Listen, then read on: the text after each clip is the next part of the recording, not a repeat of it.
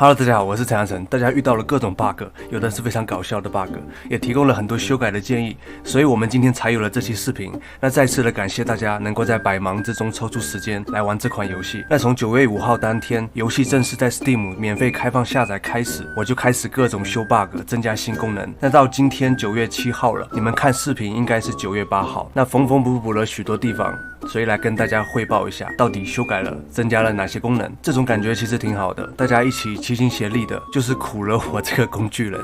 那对了，插个话题哦，这个视频评论大家可以想一个简单的游戏的剧情，注意是剧情不是玩法。比如2033年丧尸病毒爆发，主角执行任务寻找血清。其实我有很多的想法，但是还想听听你们的，不用太复杂，大概3个关卡，每个关卡的任务可以不一样，就让这个游戏能够有一点点的剧情，就更好玩一点。有位朋友其实说的蛮好的，就是手肿了。这位朋友他说一次精进一点，回头看已经走了很远。但是其实说实话，我自己也有点迷茫，因为我本来的初衷，这款游戏上架只是想让粉丝能够玩，没有想过要长期的开发完善下去。但是现在的话，其实也没想那么多，就你们玩的时候有遇到 bug 我就修复，有想加什么新功能我就尽可能的加进去，没有想太多，就感觉这种氛围很好，大家一起玩这款游戏很开心。我也经常会去你们录的游戏视频里面、游戏实况里面去留言，去看你们的玩的怎么样，好不好玩，有没有遇到什么 bug， 有没有提供什么建议，我都会去看的。那好吧，那我们就说这么多吧。那接下来我来给各位玩家来汇总一下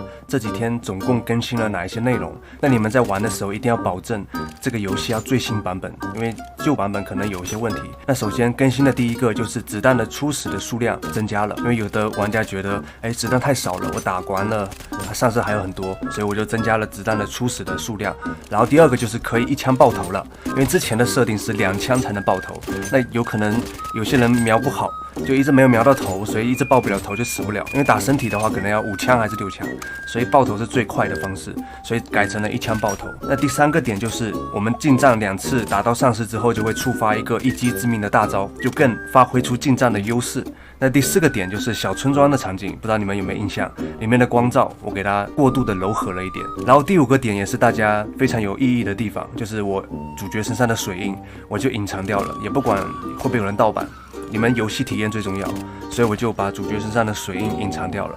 然后再接下来呢，就是减少了角色进站的后摇时间，就是角色进站之后，他可能还要停滞一段时间才能够恢复射击模式，这个时间我给它减少了。然后再来，我们拾取子弹的数量从原本的固定10发改成了现在的10到20发随机获得。然后再来呢，就是优化了小村庄场景的丧尸的移动的路线，之前的路线可能有些 bug， 可能会卡住或者是下不来，所以我就优化了一下。然后再来，我们更新了丧尸能够听到脚步声，之前有很多玩家反馈，我都离这个丧尸这么近，他怎么可能听不到我？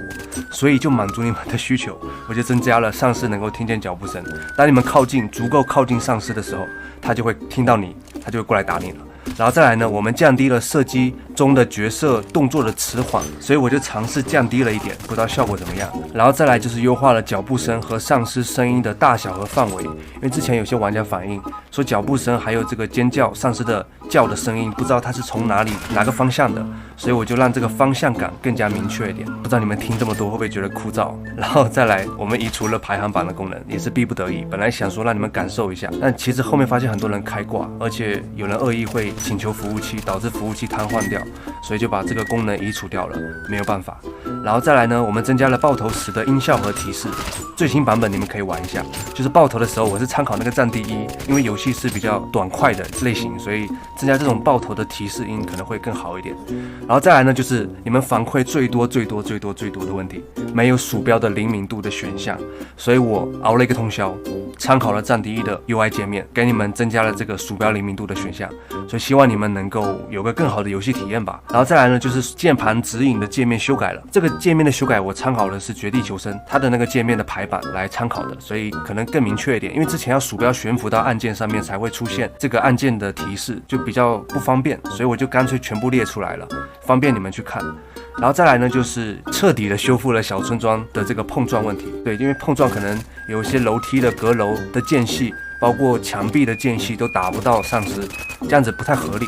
所以我就花了一点时间把那碰撞重新做了一遍。然后再接下来也不知道第几条了，有点多，希望你们能够听一下吧。这都是我这几天的工作的成果嘛，就是修改了近战的按键为键盘的 V， 求生之路里面它是键盘的 V 会推开丧尸。之前的近战的按键是鼠标的中键，而且有的人的鼠标的中键不太好按，而且和你的射击键会冲突掉，所以我就改成键盘的 V 了。然后也同时优化了近战的效果，增加了丧尸被击退的时间，你能够有更多的时间近战打完之后就离开，能够拉开距离。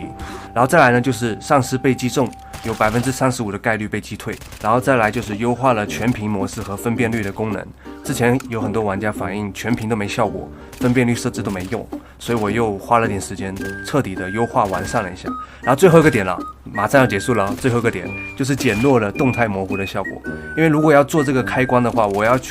又要去参考一些别的游戏的一些界面，所以功能的制作并不是那么简单。就 UI 这一块就把我卡得死死的，我 UI 设计这块不是特别擅长，所以我得去参考别的游戏。那最后呢，还是真的感谢大家提供的所有的建议，祝大家游玩愉快。那我们今天的视频就给大家到这边，我们下一个视频再见，